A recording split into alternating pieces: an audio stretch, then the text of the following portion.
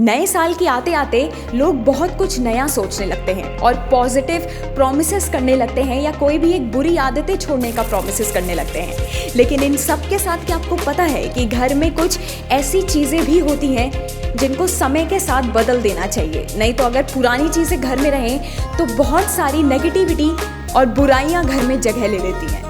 तो नए साल जैसे कि आने वाला है और इसी तरह घर में कौन कौन सी चीज़ें आपको बाहर कर देनी चाहिए जिससे कि घर में आपके सुख और समृद्धि बनी रहे, चलिए आपको बताते हैं। टूटा हुआ फर्नीचर घर में बिल्कुल नहीं रखना चाहिए, क्योंकि घर में टूटा हुआ फर्नीचर रखने से कलेश घर में प्रवेश कर सकता है। इसी के साथ बंद घड़ी अगर आपके घर में है तो उसको भी आप घर से बाहर निकाल सकते हैं, क्योंकि घर में बंद घड़ी रखने से नकारात्मक ऊर्जा पैदा होती है। इसी के साथ अगर आपके पास कोई भी खराब इलेक्ट्रॉनिक आइटम है तो उसको भी आप घर से बाहर कर दें, क्योंकि घर में खराब इलेक्ट्रॉनिक आइटम रखने से नकारात्मक ऊर्जा पैदा होती है।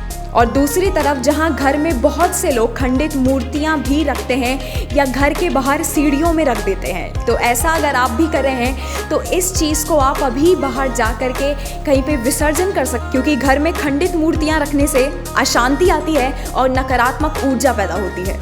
इसी तरह घर में अगर आपके टूटे हुए बर्तन हैं तो उसे भी बाहर कर दें। इसके साथ अगर घर में आप टूटे हुए बर्तन पे खाना भी खा रहे हैं तो इससे नकारात्मक ऊर्जा और दिमाग में बहुत सारी नेगेटिविटी अपनी जगह बना लेती है।